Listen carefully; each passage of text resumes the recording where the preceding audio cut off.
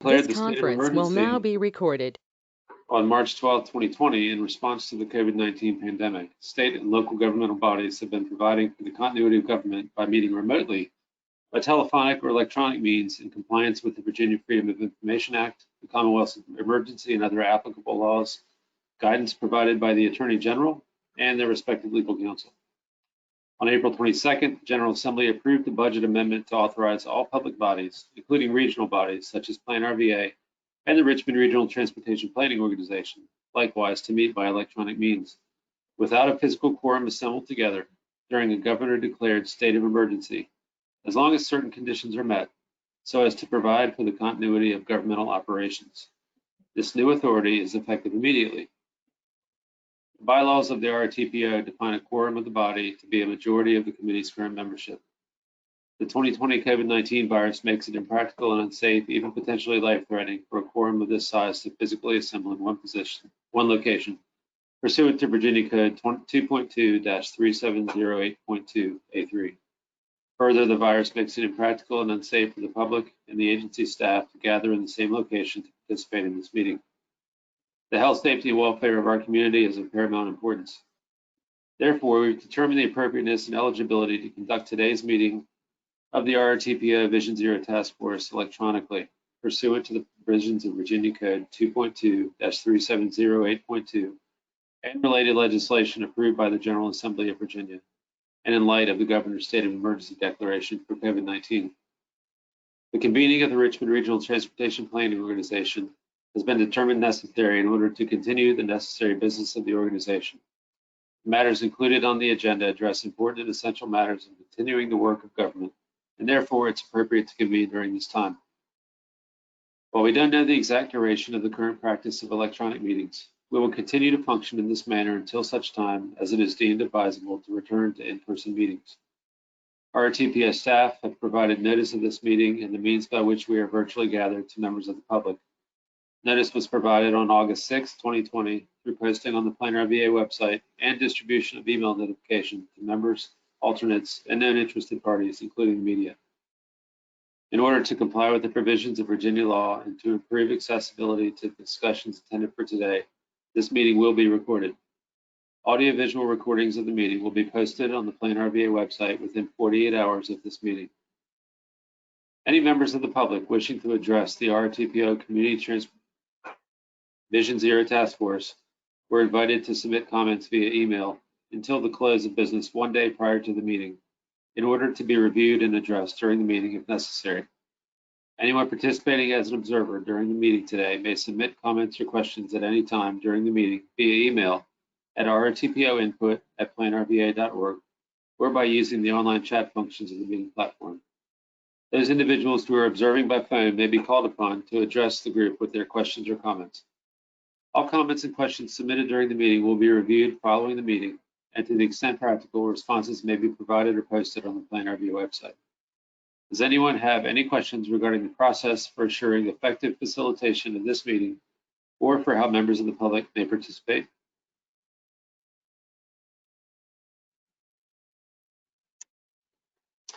I don't hear any questions or see anything in the chat. The next item is the procedures for electronic meetings. These have been posted and adopted by the RRTPO Policy Board at the beginning of the quarantine and the emergency declaration by the governor. They have not changed, and for that reason, there's not a necessary action to read those during the meeting, Ms. Clark. So at that point, I would turn it back over to you for item 1 on the agenda. All right, and that is the approval of today's Vision Zero work group meeting agenda. And as we don't have a quorum, I would assume that we would make the agenda items discussion items for today's meeting. Madam Chair, this is Nicole. I believe Nora Amos has joined us, so we would now have 4 members present out of the 6. Yes, I'm here. Awesome. Sorry for being late. Okay, so with that, is there a motion that we approve the August 13th Vision Zero work group meeting agenda? Sharon Snidler, so moved. Nora Amos, second.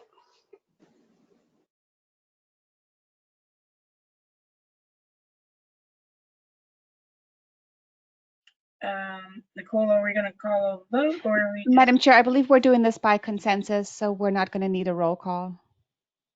Awesome.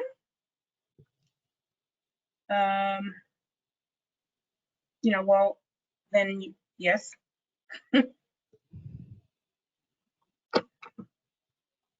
the rest of the board of the committee members, sorry, I have so many meetings today. Does the rest of the committee members need to agree or we just move on? I think the direction is there any discussion or any concerns about moving forward?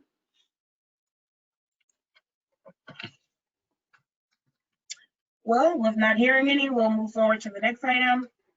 Approval of the June 4th, 2020 Vision Zero Work Group Meeting Summary. And that's attached in your agenda packet. Is there a consensus for that approval?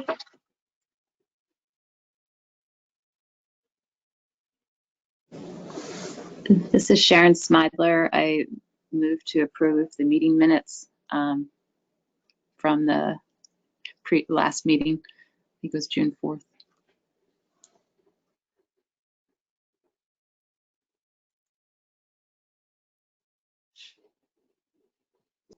This is Nora Amos. If we need a second, I will second it. Okay.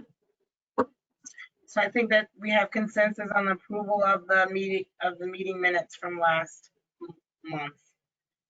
Well, June rather. All right, so for the Vision Zero Work Group Chairman's Report, the next item. Again, I don't have a lot here. This is really just hoping that we're able to move forward with some of the initiatives that we have for Vision Zero.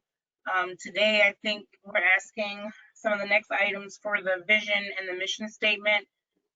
So I hope that everybody has had a chance to talk to your localities and to see if that's something that we can get consensus with. But with that, that's all that I have for today.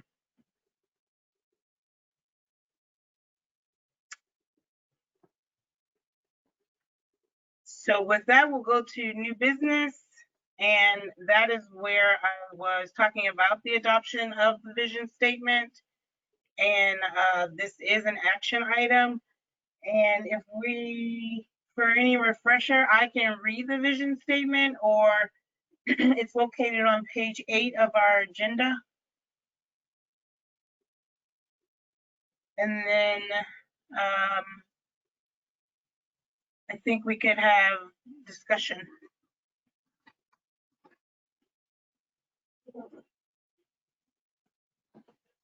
I've got it on the screen now. Awesome.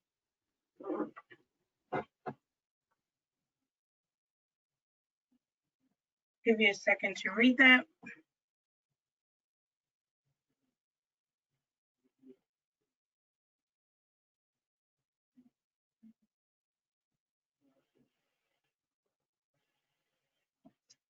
And I know that we did have some localities that had not taken official steps to adopting Vision Zero actions themselves. And so we tried to develop the statement so that it would best be representative of the region. And the action item today is to vote to approve this vision statement.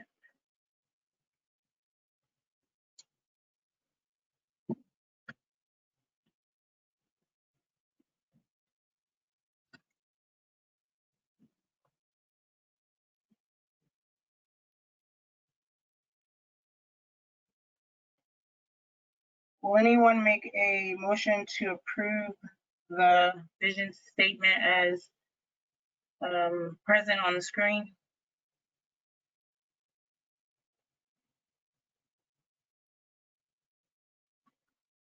Let me do a countdown. 5, 4, 3, 2, and 1. And with that, I would assume that this item would need to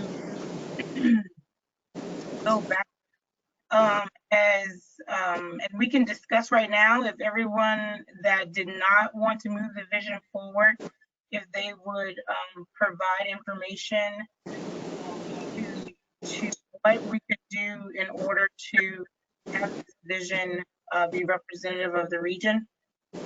What steps we need to take? Yeah, this is Sharon with Henrico, and I haven't had a chance to vet this, Vision Zero through like higher ups or, board members or anything like that to ensure the, the political commitment. I think, so I kind of wanted, I guess, to postpone, I guess, the vision statement until the next meeting. I appreciate you guys looking at, the Richmond region and trying to be inclusive. I just don't know right now if I can say for Henrico that we have the political commitment specifically for Vision Zero. This is Catherine from Chesterfield, and Sharon, thanks for speaking up because I'm going to second pretty much everything that you said. This is my first Vision Zero meeting, and I am going to have to do the same thing of kind of bringing this back to some other folks in both Chesterfield Transportation and some other departments and just kind of have them vet this as well. This is Nora from Ashland. I had the same exact thoughts that Sharon said, especially about the words, the political commitment. And then where it says our plan, what is that referring to? Is that a plan that we're adopting? I think, Mike, are you on the line, Mike Sawyer?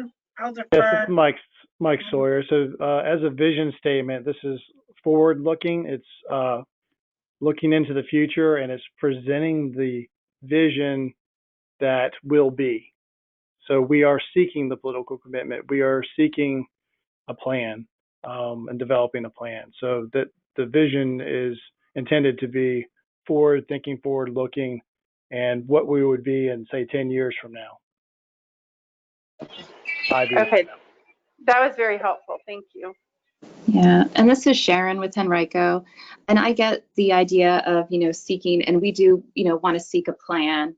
And for, I guess, us, we are using this more as to learn more about Vision Zero and what it's involved so we can maybe explain it to higher ups or our board members. So I get the point of being a political commitment further down the line, but right now we're kind of at research and learning more about how this could help improve pedestrian safety.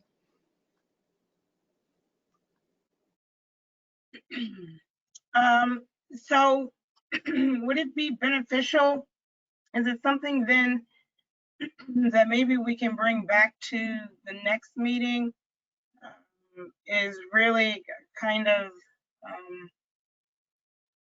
I guess, Vision Zero 101, for lack of better words, that really explains what this group is, what the intentions are, and what we're seeking to implement across the region when it comes to Vision Zero? Diana, this is Mike Sawyer. If it would be helpful as a technical resource to the group, the working group, I can be available to go to any jurisdiction if they set up a meeting with the folks that they feel like need to help make that decision, and sit down with them and answer any questions that they have.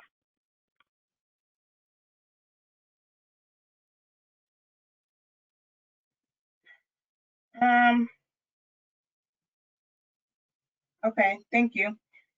So I think that what we'll do then and so with that, chat, I am going to not do the action requested in regard to the mission statement because I think that it's along the same lines as far as what the comments would be. And again, I think that maybe ourselves, before even it goes to a locality presentation, that we again work through, maybe have some kind of working group, interactive a type of meeting within ourselves to really make sure that we have our heads wrapped around exactly, again, what that regional outlook and expectations for the region will be. I don't know so much, and I think that that's somewhat of the intent of this working group, is to really get the regional view on what Vision Zero, what that plan and what that vision like. And until those localities, I think, have that good, clear understanding, I'm not sure how much they can contribute to that vision. Although Vision Zero being a national, and Mike, you can correct me, and potentially international strategy, it already has key priorities and key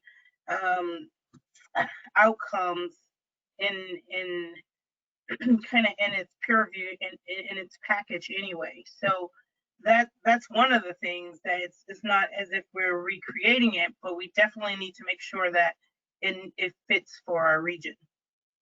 Yeah, and this is Sharon, and I hear what you're saying, Diana, and I just wanted to expand, like, because sometimes, like, I think the cell would be, so different counties may have different groups, and we kind of touched on this the last meeting. Like Henrico has a pedestrian work group that includes multiple internal agencies and external agencies. Like there's police, fire, public works, media relations, and like sports backers, I think, was involved in it, and GRTC as well. So I think it's trying to, I think explain why we need the Vision Zero name on it, or if we're doing similar, not similar, something similar to help protect pedestrians, just trying to educate others on why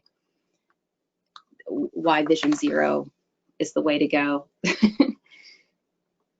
Yeah, and this is Catherine from Chesterfield again. Just to kind of, again, go off what you were saying, Sharon, also to kind of disseminate this information, the Vision Zero information, back to other departments, maybe departments that do have those working groups but aren't familiar with kind of Vision Zero as a brand or as a package. Or maybe folks that are familiar with Vision Zero, but are for whatever reason hesitant to implement Vision Zero. Kind of give some talking points to bring back to our respective departments or other departments, and package those up in key talking points, I think would be really helpful. So we are creating a cohesive vision as a region, but also making sure it's kind of tailored to each locality, to make sure that we are able to implement it as cohesively as possible. Mm-hmm. This is Tiffany. This will be the first meeting that I've sat in, and I just had a couple of questions. So as a good resource, I had looked at the kickoff presentation that was from the June meeting, and I think that's also a very good resource to kind of be able to brief some of your elected officials or anyone else that would need to do or to need to be informed about this. But I think the other thing I would want to consider is maybe doing a report to TAC. Because I think that it might be an easier conversation to have and to be able to kind of get some better consensus on the direction related to the mission, the vision statement. I just wasn't sure in terms of the structure if we had kind of agreed about where the decisions would be made, and how we are reporting to TAC in regards to the work here. Mm-hmm.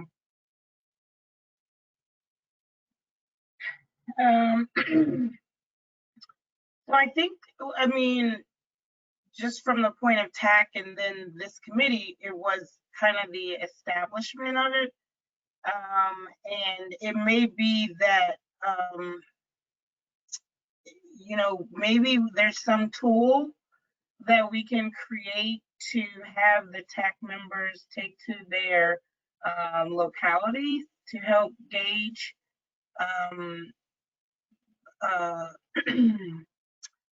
you know, some of the key issues or, I don't know, likeness to a Vision Zero. So I don't know, you know, like the survey instrument or something in which we could kind of uniformly get something back. And of course, this committee can do it themselves, but that way, and then we could potentially present that to the TAC versus the other way that I said. But I think it's really a way at this point where we are, it's so, there's so many pieces that you know, everybody's hesitant about committing or taking a vote on something that they could be unsure about the ramifications that come afterwards. So I think a lot of it is going to be knowledge building and really gaining support almost at a grassroots level as we begin to try to see if Vision Zero is something that the region is willing to embrace.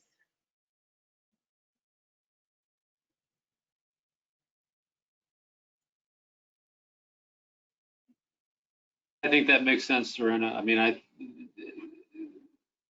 the first part of the organization of this committee may entail the education more than anything else, and then we can work towards more of a common understanding and then talk about mission and vision again. Yeah, this is Sharon. I agree. Okay. I do want to say that working off consensus, we don't need to take votes to defer this or anything. I mean, Dorena, this is your call as chair. So you could just say, we'll take this up at a later date and move on. Okay. All right. So we'll take item 4 and 5 up at a later date.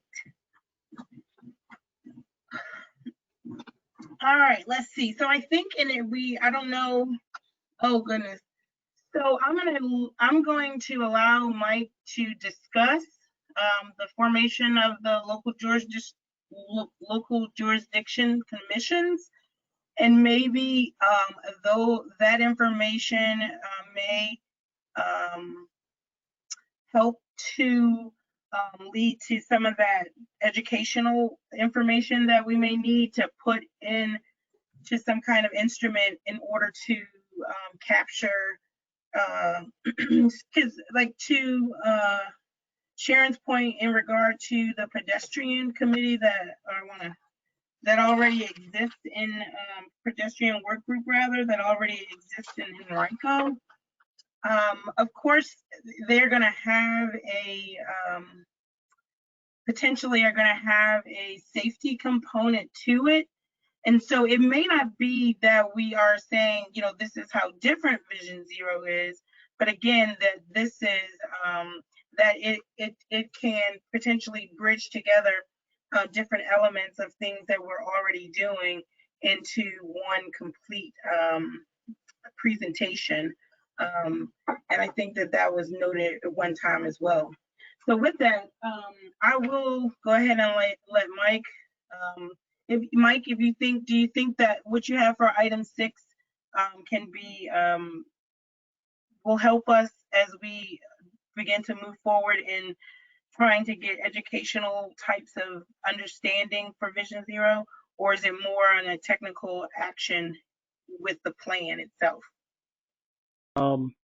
Thank you, Dorona. I just want to start by saying that in the agenda, maybe hindsight 2020, we should have put item number 6 before item number 4 and 5, because we really want to hone in and talk about what training and resources are necessary for the locality to move forward with the creation of a multidisciplinary committee, work group, task force, whatever you want to call it, so that it's not just one mode of transportation, but all modes of transportation, and we're focused on eliminating those traffic related injuries and deaths from crashes. So if we could start there, I'm hearing that there's a fundamental question about what is Vision Zero, and so the June meeting helps with that a little bit, but there may be specific bullet points that you would like to see related to that. What other training or resources are necessary for you to feel comfortable to go and create an unsiloed approach, much like Henrico has with the pedestrian work group? And how do you expand that pedestrian work group to be all modes of transportation? Would be kind of the iterative approach.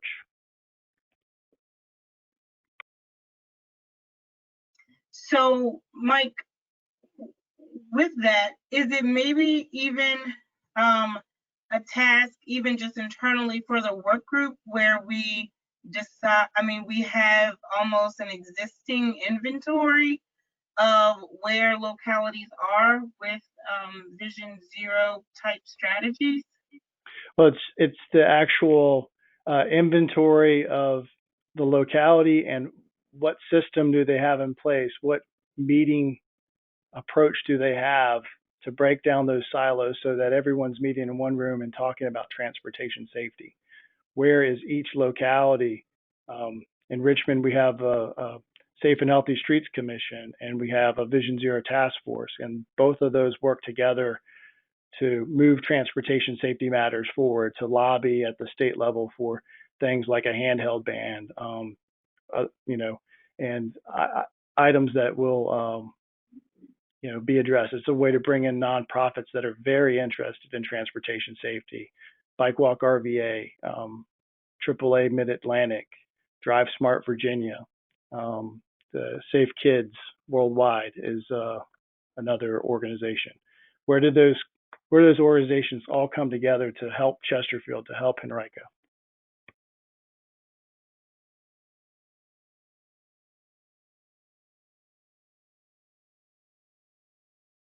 What I would ask is, no, go ahead. Sorry, go ahead. I was still kind of formulating my thoughts, so go ahead. Oh, okay. I was just going to maybe poll each locality present and just see, could you describe your pedestrian safety work group? How often does it meet? What resources or training do you think would be needed for that group to be more successful? That kind of thing.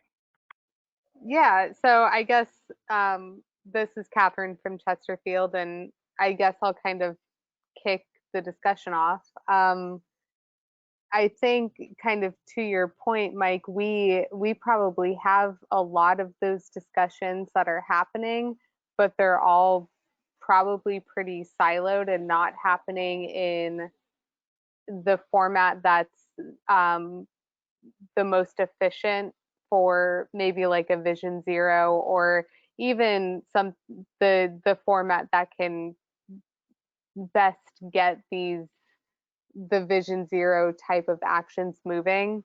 Back in the day, I used to be on the Safe and Healthy Streets Commission, so it was really cool to see all of those people from different departments, different citizens kind of meeting in the same room and having those conversations. And I think in Chesterfield, we have a lot of those examples, but getting those people in the same room, having those conversations, doesn't really exist to my knowledge. So I think that would probably be the first step for us, is getting something like that together. And that's definitely not to say that the interest isn't there. I talk to citizens, people in so many different departments all the time, with a similar vision and a similar interest. And I just think it's kind of forming that cohesive vision and getting everybody in the same room at the same table and kind of forming that same vision. Great. And I would just like to offer, as a resident of Chesterfield, if you'd like me to participate as a citizen, I'd be more than happy to. I've got some pretty strong contacts in the police department as well, as far as their traffic Yeah. safety division. So I can start to work with you to, you know, bring a group together, and maybe this fall have a virtual meeting. I would still imagine, of different folks, and just lead that conversation. And one of the leave behinds from today's meeting is there's a list of questions that that initial group could work through. And by the time you get to the end of it, you start to develop the whole vision of what you want to do at a local level. The region can have a Vision Zero statement, but at a local level, you can have a slightly different take on it, and that's okay. So what we're trying to do is set up something where the region supports Vision Zero, and the resources that the TPO has, Plan RVA has, go towards those goals. And if you have a slightly different goal at a local level, that's fine too. But there's a kind of an umbrella that everyone can work under and get resources and training from. Mm-hmm.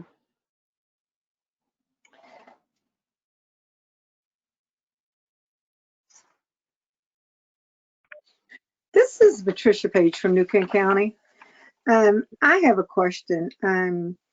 So if I were to talk to my fellow board members, what is it about Vision Zero work group that would entice us to even become a member? Or are you automatically a member because you're in the TPO?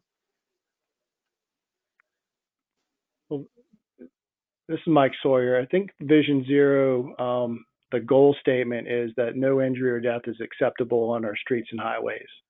And I think everyone can get behind that statement. And then the question is, how do we get to that point through all these different multidisciplinary approaches of driving those numbers down to zero.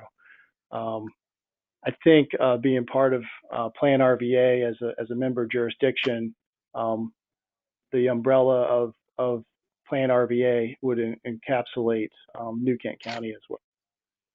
Yeah, Ms. Page, this is Chad. I mean, this work group is an offshoot of TAC.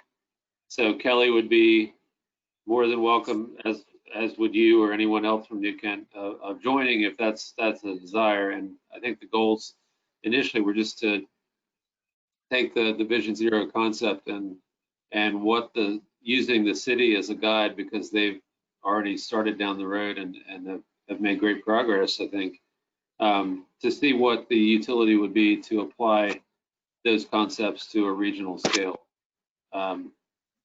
And what it would mean for each different jurisdiction, because as we know, I mean, concepts applied in downtown Richmond may not be the same as something done out in rural New Kent County. So what are the common grounds? What can we find that would be reasonable to pursue on a regional scale, and how do we get there? Okay. I mean, absolutely a supporter of the reduction of crash and crashes and injuries, and not even on our main thoroughfare, but I mean, I talk about our other roads. However, if this was a group that had the ability to push VDOT, I mean, we cannot even get speed limit reductions with proof of accidents. We can't get traffic studies come back. Nothing comes back with is something we can do. I don't know how much money VDOT has spent on New Kent and traffic and safety studies, speed reduction studies, and I have yet in 5 years for a study to come back, and it does not fall on the responsibility of our sheriff's department to have deputies to set up radars or speed traps. So anything that would help us to that extent, absolutely. I think that I could gather support for. But I just wanted to ask that for clarification. So thank you. Yes, ma'am. Thank you. So thank you, Duquesne Chesterfield. How about Ashland or Henrico? This is Sharon with Henrico, and as I had started to indicate before, we do have a Henrico County pedestrian work group that includes police, public works, media relations, fire. My understanding is sports backers has been on there also, and GRTC. I'm not sure if there are any citizens on there. We also meet quarterly with VDOT and police, so Public Works meets with VDOT and police quarterly, and we go over the crashes that occurred in at the different police stations areas or throughout the county, and look at what could be done to improve it, and talk all around the table about that. So I mean, yeah, safety no matter is important to all of us here at Henrico, pedestrians, drivers, whatever mode of transportation we are in. We do have work groups established to address that and take it seriously. But I guess it's just trying to educate, why does it need the Vision Zero brand name, I guess. So, but that's what we are currently doing. And thank you, Sharon. That sounds very, very promising and good work. The next kind of step, well, first of all, Vision Zero is it goes by many different names. Towards Zero Deaths is kind of the statewide brand.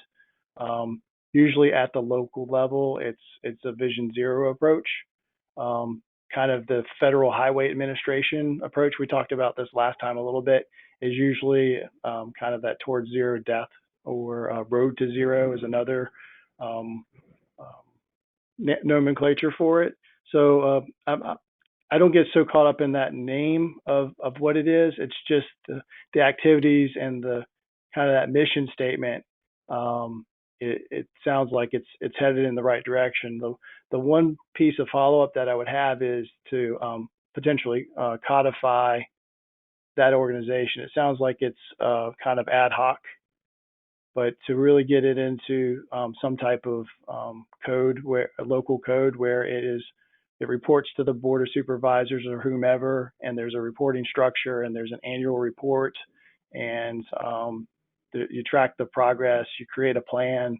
Those kind of things are kind of written into our code here locally that makes our commission more formalized, so that they're reporting to the elected officials what's going on.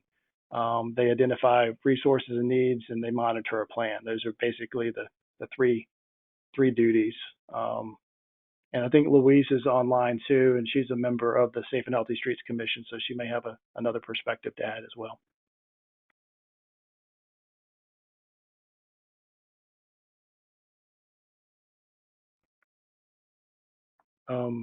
So with that is Ashland. Any ideas sparked there?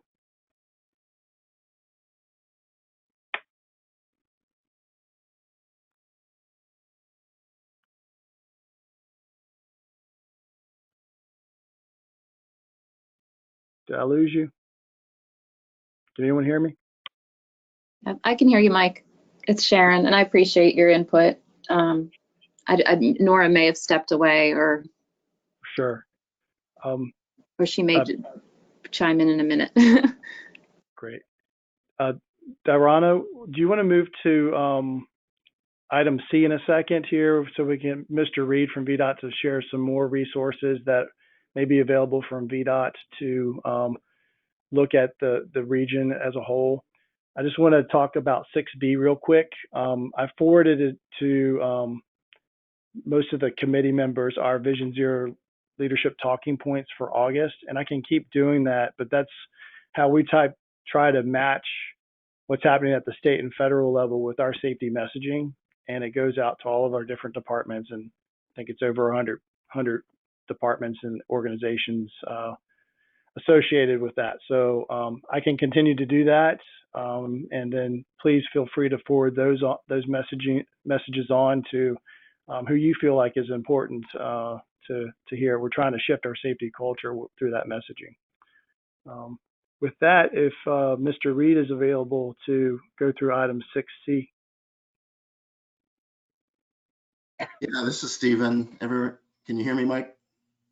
Yes, sir. Thank you.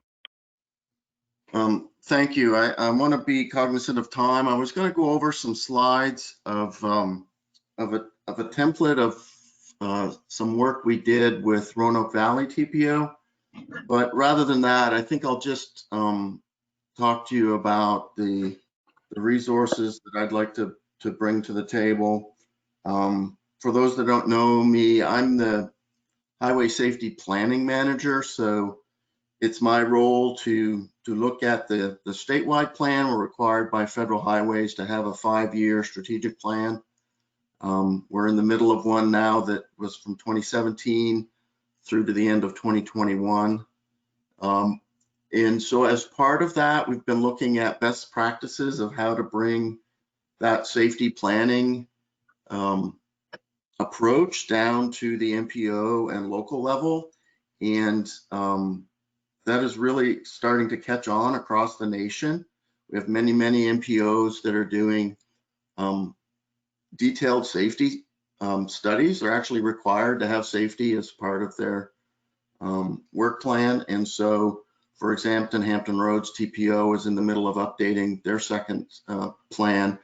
And some of the smaller MPOs are starting down that. And so we worked with Roanoke Valley first to sort of develop a template for a planning study, if you will, with regards to safety. There's lots of good examples you can find if you start looking for this across MPOs. And in fact, some states are doing them one by one with each member city and jurisdiction. And so what I'm thinking of for Richmond is sort of a hybrid of that, is to provide the resources that I have with the federal safety money to look at conducting basically the crash analysis, to be data driven in terms of what are the issues regionally, as well as what are the issues at the jurisdiction level. So what we looked at statewide and sort of mirrored with Roanoke Valley was looking at the driver behaviors, fundamentally the big four of which has been mentioned: speeding, of course, seatbelt use, distracted driving, and being impaired are the typical big ones that we will look at in terms of how it's a problem and where it's a problem. And then we would look at other issues that are more sort of collision specific in terms of identifying the problem. So for New Kent, is it mostly roadway departure issues and folks hitting trees, or are there a type of intersection that are having issues? Is it at the signalized intersections or unsignalized intersections? And then of course always looking at the non-motorized and the most vulnerable, and that could include motorcycle crashes and mopeds down to pedestrians and bicyclists. So we would look at all of those issues across the region and help to identify that. The other thing that we did was we looked at trying to find where in the network those issues arise, and then where in the network do we have we should focus our attention. And so to do that, we applied and showed at the regional level where there would be the best interest for smart scale type projects. And we showed at the regional level the safety needs that you would see from VTrans, identified down to the network within the region. And in doing so, we actually modified our statewide pedestrian safety action plan and identified more corridors within the region by making that a regional specific analysis. And so with all of that, we could find what Vision Zero typically coins as your high injury network. In that regards, we could work, to find where those injuries are happening and where the focus should be for requesting infrastructure funding, but also looking at the overlay of that with where there's the behavioral issues that I mentioned before. What we did for Roanoke Valley was not take that into extreme action planning, if you will, in terms of a lot of details, but we did provide a chapter on sort of countermeasures that work. What are the key countermeasures for the issues that we found? And then what are some actions at the strategies at the regional level that could be, pursued by a group such as this or the TAC in concert with the TAC in terms of identifying how to move forward. And one of the ideas was, to consider what at local levels could be done in terms of standing up a community that would get together and address it at the local level. So some of the conversation this afternoon was one of the actions that we put in the Roanoke Valley report. So with that, I'll stop and see if there's any questions. I will send over to staff a copy of that report that could be provided for you to review and to peruse and determine, perhaps some next steps. Like I said, I have consultant support and some federal money that I'd be glad to pursue to work together with this committee to prepare that analysis and write a report. Thank you, Stephen. It's important to note that a lot of times the Vision Zero mantra means the access to resources that may not be available. And this is a pretty good example of, by coordinating at the regional level, we're able to benefit from Stephen's good work and the resources that he has to help target where the issues are. And as a follow-up to Stephen's presentation, I'll also be able to forward Diana the list of questions that once a team is together, maybe they walk through together, and by the time they get to the end of it, it's pretty clear what they could focus on and what I would call the year one priorities are. Okay. That concludes item 6. Do we have any more discussion on item number 6? If not, we'll move on to the other business. Item number 7. I don't think, well, I did see some extra people on the line. Do we have anyone that has any announcements or open public comment?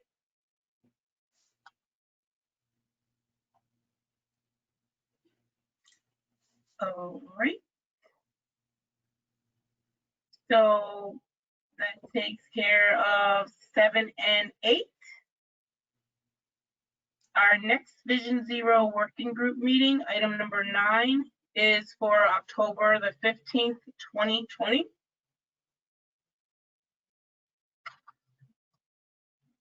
Again, any additional comments? And if not, this meeting is adjourned. Check. Thank you very much. Awesome.